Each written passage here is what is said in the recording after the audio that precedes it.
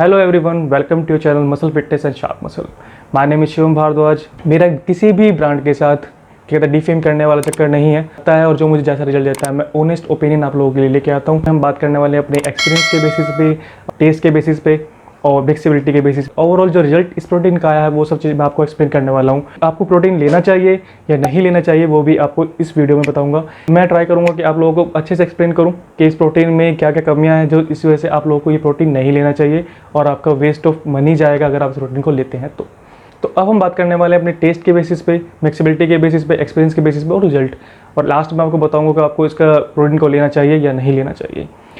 सबसे पहले आता है टेस्ट। तो टेस्ट कुकी एंड क्रीम के बारे में बात कर रहे हैं। तो कुकी एंड क्रीम मैं काफ़ी प्रोडक्ट में यूज़ कर चुका हूँ। मैंने फर्स्ट टाइम इतना महसूस किया कि कुकी एंड क्रीम इतना, और इसको मैंने मार्क्स 5/10 दिए हैं इसी वजह से कि अब बात करते हैं मिक्सिंग की। तो मिक्सिंग प्रोटीन की, जैसे कि आप लोगों को पता है, इसके अंदर तीनों टाइप के प्रोटीन है: हाइड्रोलाइज्ड, आइसोलेट एंड कंसनट्रेट। तो ये तीनों फॉर्म इसके जो है वो यूज़ की है इस प्रोटीन को बनाने में। तो ये ब्लेंड प्रोटीन हुआ। तो साथ में ये देखते हैं इसको वे प्रोटीन के नाम से अगर आप देखो, और प्लस में जो इसमें BCAA भी तो नेचुरली भी होता है, थोड़ा इन्होंने यूज़ भी किया हुआ। उसके अंदर जो पार्टिकल साइज़ है प्रोटीन का वो काफ़ी बड़ा हो जाता है, जिसकी वजह से वो अच्छे से एब्जॉर्ब नहीं होता है, अच्छे से मिक्स नहीं होता है, वो सेटल डाउन हो जाता है। तो नहीं देखा तो वीडियो में मैंने आपको शेयर किया था कि वाई म्यूटेंट। उसमें आप देख सकते हैं, मेरे चैनल के ऊपर भी है, मैं आई बटन में उसका लिंक दे दूंगा और साथ में डिस्क्रिप्शन में भी आप लोगों को लिंक दे दूंगा उसी का। तो टेस्ट हो गया, मिक्सिंग हो गई, दोनों ही एवरेज है, उसमें भी 5/10 मिलेंगे इसको मार्क्स। पार्टिकल साइज़ बहुत बड़ा है इसका, तो मैं दूंगा 4/10, जो मैंने उसकी वजह से एब्जॉर्प्शन बिल्कुल भी प्रोटीन का नहीं होता। अब हम बात करते हैं अपने एक्सपीरियंस के बेसिस पे।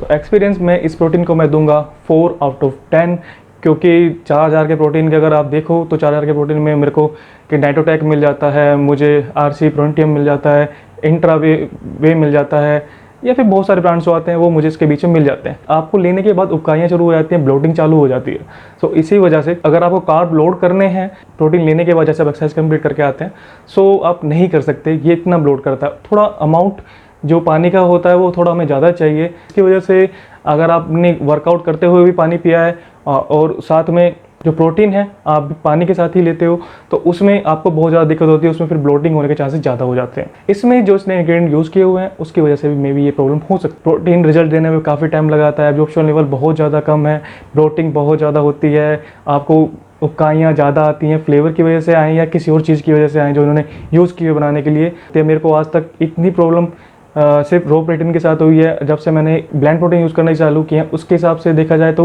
ये मेरे फर्स्ट टाइम इस प्रोटीन के साथ मेरे साथ हुआ। और टेस्ट की वजह से आपका जो गला जो है भरा भरा सा रहता है, वो मैंने पहली बार महसूस किया इस प्रोटीन के साथ। रिजल्ट की बात करते हैं। एक्सपीरियंस तो काफ़ी गंदा रहा ही है, आप लोगों को पता लग गया, 4/10 दिए हैं। अब रिजल्ट के बेसिस पे बात करते हैं कि रिजल्ट के बेसिस पे मैं आपको ये प्रोटीन लेना चाहिए या नहीं लेना चाहिए, इसमें साथ में बात कर देते हैं।